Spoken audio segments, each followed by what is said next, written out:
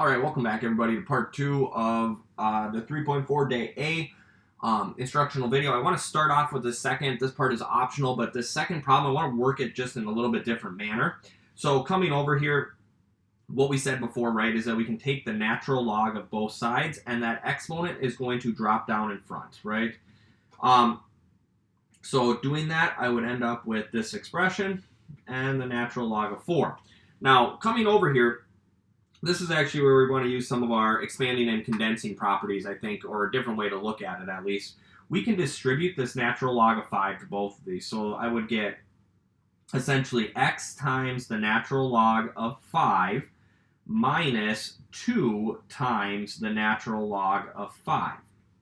And on the other side, I can do the same thing and distribute that natural log of 4. I'm going to end up with 2x times the natural log of 4 plus 3 times the natural log of 4. Now, looking at this, once we've gotten it to this point, then what we want to do is a little bit of like clever regrouping. We can see that we got x's on both sides of the equation, right here and right here, so we really want to get those on the same side. And then anything without an x, we want to move it over to the other side. So I'm going to come over here and add 2 natural logs of 5 to both sides. So I'm going to add that over here, 2 natural logs of 5. And then at the same time, I'm going to subtract this 2x natural log of 4 from both sides as well. That's going to get my x's on the left side and anything without an x on the other side. Now, doing so, these two, of course, cancel out. These two, of course, cancel out. I'm going to be left with x times the natural log of 5 minus 2x times the natural log of 4. Right? And then on the other side, I'm going to end up with 3 times the natural log of 4 plus 2 times the natural log of 5. I think this is just going to give us a much better approximation after rethinking about this a little bit. So now that we see we have an x in both of these terms, we want to factor that x out. So I'll be left with just the natural log of 5 minus 2 times the natural log of 4. Just like so, and that's going to be equal to 3 times the natural log of 4 plus 2 times the natural log of 5. So last but not least, we've now gotten it to a spot where we can divide off. So we divide off the natural log of 5 on both of these, or I'm sorry, by this whole term. So natural log of 5 minus 2 natural logs of 4. We want to divide that on both sides of this equation. So the natural log of 5 minus 2 times the natural log of 4. And that's going to leave us with x. So punching this into our calculator, again, I do think this is probably better than working with all those decimals. And we will get less rounding, which will be good as well. So coming over here, I'm going to focus on the top. So 3 natural log of 4 plus 2 natural log of 5. Just like so, that's going to be our top, and we want to divide that by our bottom, which is, I'm going to put parentheses around the whole thing just so it gets it right. Natural log of 5 minus 2 natural logs of 4. And when I hit enter, I do actually get a better approximation. So negative 6.349291. Now, this is a little bit different than the approximation we got before. I think the last one was negative 5.7. I think this is actually going to be the way I would say I really want you to solve this problem, just because we do get a better answer that's more accurate. So that's going to be kind of our approach. Looking at this next one, we should definitely do another one of those. So coming over here, again, we're going to start. We see x's in both exponents, which is going to make this tougher. So we will take the natural log of both sides. So I will have the natural log of 3, and then that x plus 2 is going to drop down in front of this all.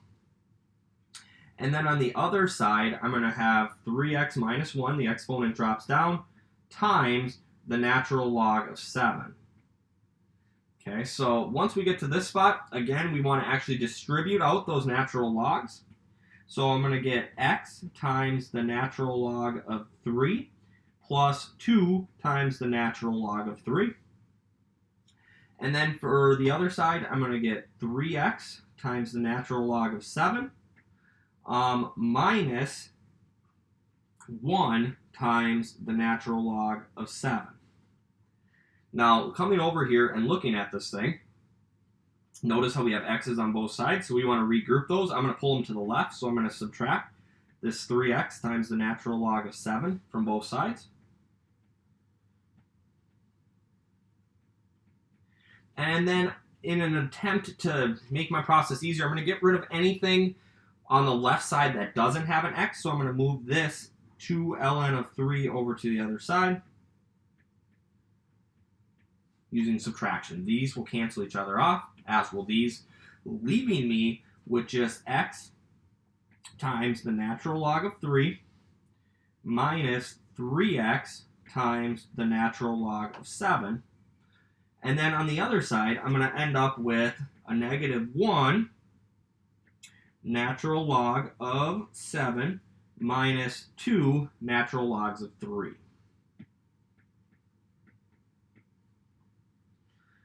So to solve this, now that I have x's in both of these quantities, I want to factor out that x. So dividing that x out, I'd be left with just the natural log of 3 minus 3 natural logs of 7 is equal to this whole expression. This whole expression didn't change, so I'm just going to keep that the same. And then I'm going to divide off by this piece right here. So I'm going to divide off by all of this so that these two cancel out. So I'm just going to use my copy function here. Copy, paste. And we're going to be dividing both sides by that. Right, so dividing that off, this cancels, leaving me with x equals. We do need to punch that in. So on our calculator, negative 1, you can just hit the natural log button at this point of 7. I'm just going to worry about the top here. Looks like I put an extra parenthesis in. Negative 1 natural logs of 7 minus 2 natural logs of 3 gets us to here. And then that is all going to be divided by, I'm going to put parentheses around this whole bottom, so the natural log of 3 minus 3 natural log of 7. And when I hit enter, I end up getting 0.87424 as my answer. And again, you could actually check your work by plugging that in. So if I actually come back up here, so 3 raised to this power plus 2, I get this number, and then 7 raised to 3 times that power, take away 1 should give me the exact same answer, which they do, which is how I know I did my problem correct. This method, definitely make sure we get exactly equal. The other one has some rounding errors, so this is the way you're going to want to go about solving these. I'm going to save this one as kind of like an exercise for you. This process is going to be very much the same as what we just did in these last two problems for you. Looking over here at this one only has one x in it, which makes it easier. To solve this, start by adding 5 to both sides. Excuse me. So I'm going to have 3 raised to the 2x minus 1 is equal to 12. I'm going to take the natural log of both sides. So the 2x minus 1 is going to drop down, times the natural log of 3 is equal to the natural log of 12. Dividing both sides by the natural log of 3. These two cancel off. This is going to be just a number. You can't reduce it or do anything like that. So 2x minus 1 is equal to the natural log of 12 over the natural log of 3. To come over here, you are going to add 1 to both sides, and you're going to divide by 2 on both sides. These two cancel, these two cancel, so I'm just left with x at that point. X equals, now to evaluate this, natural log of 12, close the parenthesis, divided by the natural log of 3, close the parenthesis. You want to add 1 to that, and then divide that by 2 to get your answer of 1.63093, it looks like we round to 093. Making that your final answer. And again, you can plug it in and check. Now, this is actually like the real world application of where this all comes together. So it says, how long will it take $3,000 to grow to $30,000 at a 5% interest rate compounded semi-annually? This is where we started Unit 3 at. So coming over here, we're going to use our compound interest formula. So we want our money to grow to be $30,000. That's what we want A to end up being. Where we are starting with $3,000. The 1 plus our rate, so 5% as a decimal. A lot of people struggled with doing this. So 5%, our decimal starts right here. To turn a percent into a decimal, you need to move it 2 spots. So it's going to be 0.05 is going to be your rate. And then divided by n. N is the number of compounding periods in a year. Semi-annually happens twice a year. And then we're going to raise that to the 2 times t. We don't know what t is. We're trying to find the amount of time, so we're going to leave it like so. Now, to evaluate this, the way I would suggest going about this is I would first come over here and tell you to divide off the 3,000 on each side. These two pieces will cancel each other off. 30,000 divided by 3,000 is just going to give us 10. So 10 is equal to, let's get a better approximation of what this is. So 1 plus 0.05 divided by 2 is 1.025 raised to the 2t power. Now, coming over here to solve these two things, we can't get those to be the same base, so I want to come over here and take the natural log of both sides. So the natural log of 10, taking the natural log of this side, the 2t is going to drop down in front.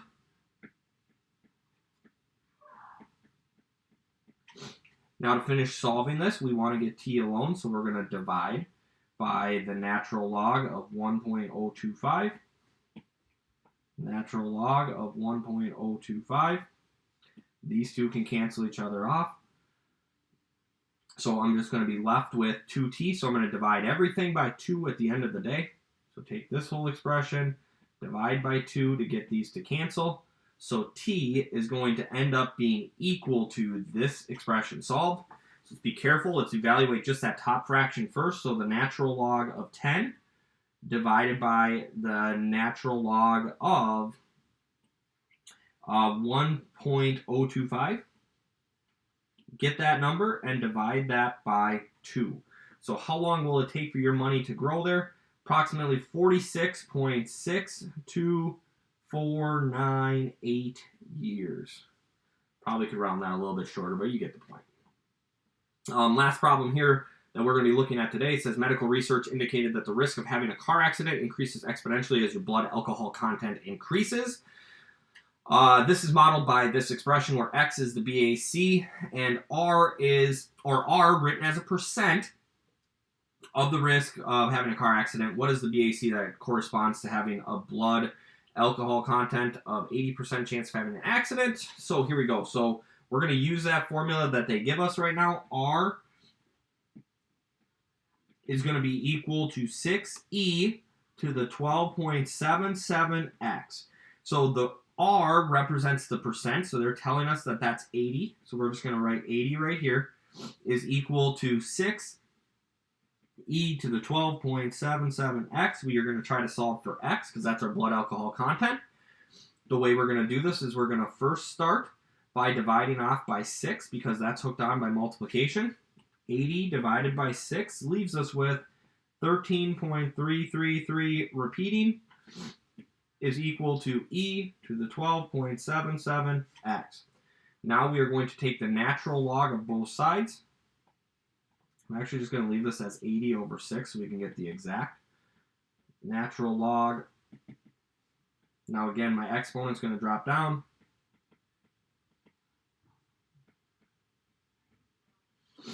Natural log of e just cancels itself out.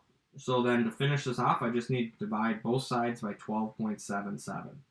So if I take the natural log of 80 divided by 6, that's basically the top, and I divide that by 12.77, I end up with X meaning or being 0.20284. So if I have a blood alcohol content, because that's what X is, of a 0.20284, then I have an 80% chance of having a car accident in that problem, which is kind of unique. Thank you guys for taking the time to watch this. I know this was a long kind of series of videos, but I hope it was helpful. If you do have any questions, please reach out. Have a good day.